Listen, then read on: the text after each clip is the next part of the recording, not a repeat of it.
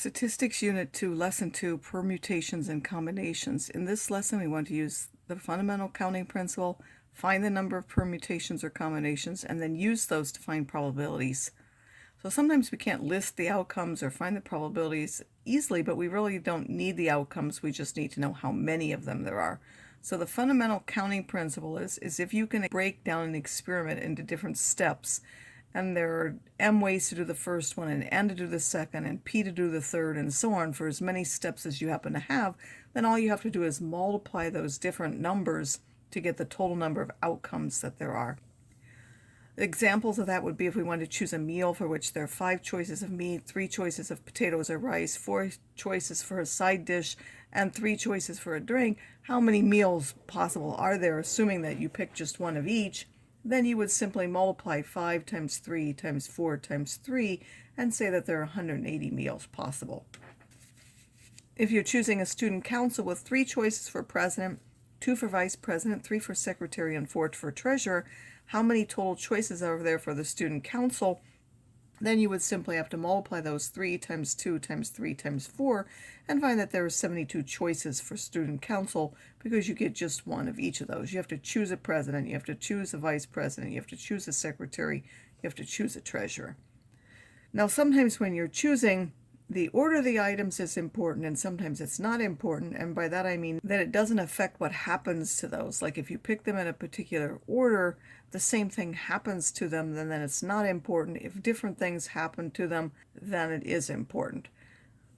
Anytime you put something in a line or there's some rank, that's a permutation. So if you give them, like you came in first, you came in second, or whatever, then that's definitely a permutation. 5 apples are chosen at random to put in a basket. This is a combination because all those apples are going to be treated the same and just put in the basket. 10 applicants are in line for a job interview. Simply because it says in line, that involves that there's a permutation. Whoever came first or second, the job could already have been given, or the interviewer gets tired. That could change the outcome. 3 students are selected for president, secretary, and treasurer. This is a permutation because each one gets a different position. So the first person chosen would be the president, the second would be the secretary, and then the third one would be the treasurer. 4 students are chosen at random to meet with the principal. That's a combination because all 4 students are going to have the same outcome of meeting with the principal.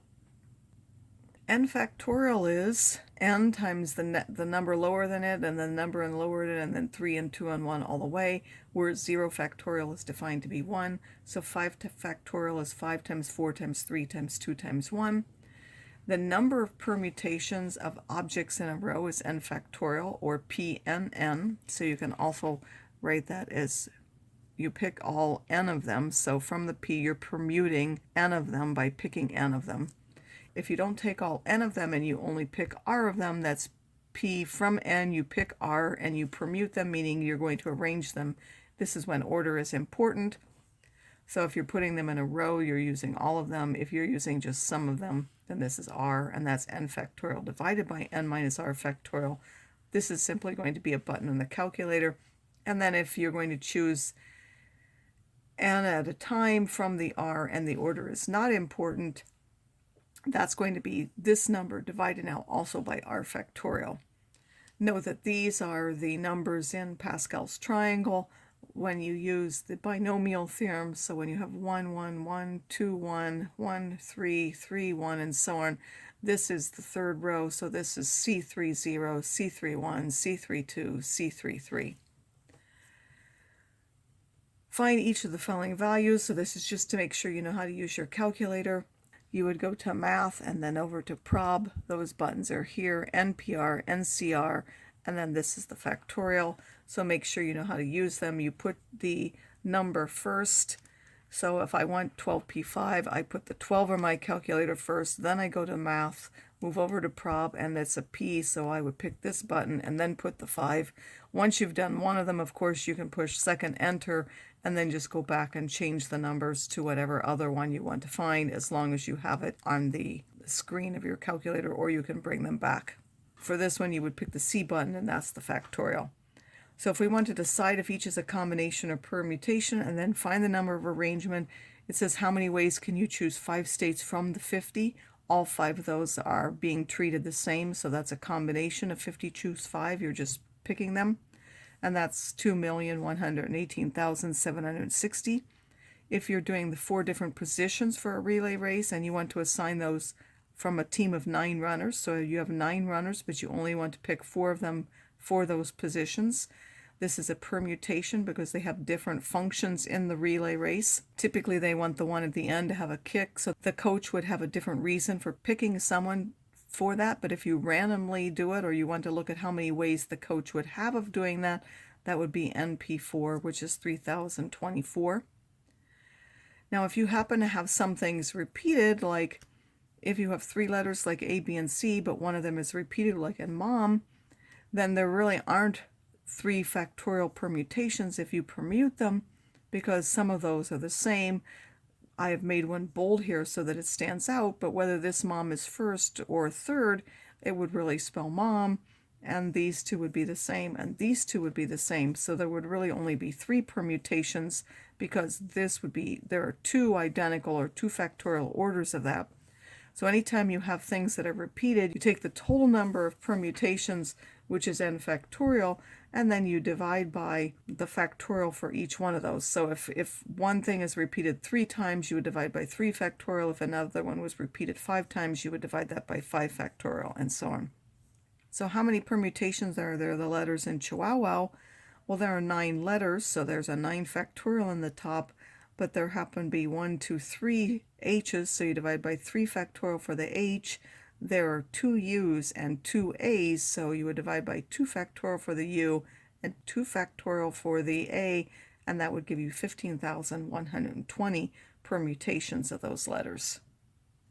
We can also use these permutations or combinations to find the probability. First, you want to decide whether it's a permutation with repetition, or combination. It'll be a permutation throughout the question or a combination throughout the question. And then you want to find the number of ways to do what the probability is for and divide by the total number of ways. So for each one, there will be 2 things that you find. One is the total number of ways having nothing to do with particularly what the question is asking specifically about. It's just the total number of ways to do what is being said. And then you're going to look at, for the thing they want the probability of, how many ways could that happen? Sometimes you're just going to think about it. It might just be 1 or 2, and you might be able to think of those ways. There may be some way to list them, or you might use a counting rule to get it. So there could be any way to get that. And then to find the probability, you're going to take the number of ways to get the event and divide by the total number of ways. So here we have a lab security code that can have any digit from 0 to 9, but no digit can be repeated. What is the probability that a person is randomly assigned a code with the digits 1, 2, 3, and 4 in any order? So first of all, the number in the sample space, we have 10 digits, and we want to pick 4 of them. That would be just a random code. There would be 10p4 of those, or 5,000. And now we want to look, it says what's the probability that they get 1, 2, 3, and 4 in any order. Well, now from those 4, that would be 4 factorial, or 4p4, which is 24 ways to get that. And then the probability is this number divided by this number. An elementary school club has 5 boys and 5 girls who are randomly lined up for a school photo. Find the probability of each. Well, the number of ways of doing that, because we're not distinguishing between the boys and the girls. So we're talking about, when we say the number of ways of doing it, we're only talking about in terms of lining them up in terms of boys and girls, not individual students. So there would be 10 factorial students, and then divided by 5 factorial, because there are 5 boys, and 5 factorial for the 5 girls, or 252. Then the probability that the boys and girls alternate. Well, now you want to think about the ways that they can alternate. Now we're not going to use a rule for that. We can just think that either it's boy, girl, or the girls could go first, girl, boy, girl, boy. So there are only 2 ways of doing that, and the probability would be 2 out of that number. The probability of getting the boys grouped together, well, we could put them all first, or they could be 1 girl and then all the boys and then the rest of the girls, or 2 girls and then the rest of the boys, or 3 girls first and then the boys, or 4 girls first and then the rest of the boys, or all 5 girls and then the rest of the boys. So the number of ways to get all the boys together, we can see are 6 of them. We've listed them again, and the probability would again be that 6 out of the total ways of 253, or 0.238. In this example, there are 5 boys and 7 girls in the debate team. The coach randomly picks 3 of the students to participate in a competition. What is the probability that the coach chooses all girls? And then what is the probability that the coach picks at least 2 girls? So since this is a combination, because you're simply picking them for the same team, they don't have any particular role or rank in that team, the number of ways to do that would be from those 12 students to pick 3 of them. So 12C3, there are 220 ways to pick the team. If we want them all to be girls, then the number of ways to do that is from those 7, simply pick all 3. Or we could also say, well, we pick 3 from the girls and then we don't pick any of the boys. This is simply 1, so that doesn't change the probability. But I could write that there if I wanted to and multiply, it would still give me 35. So then the probability would be 35 now out of that 220. Then we also want the probability that the coach picks at least 2 girls. Well, at least 2 girls mean they got 2 girls and 1 boy for the 3, or 3 girls and no boys, which includes this one of all girls. So the number of ways of doing that, here we're choosing from the 5 boys, we choose 1, and then from the 7 girls, we choose 2.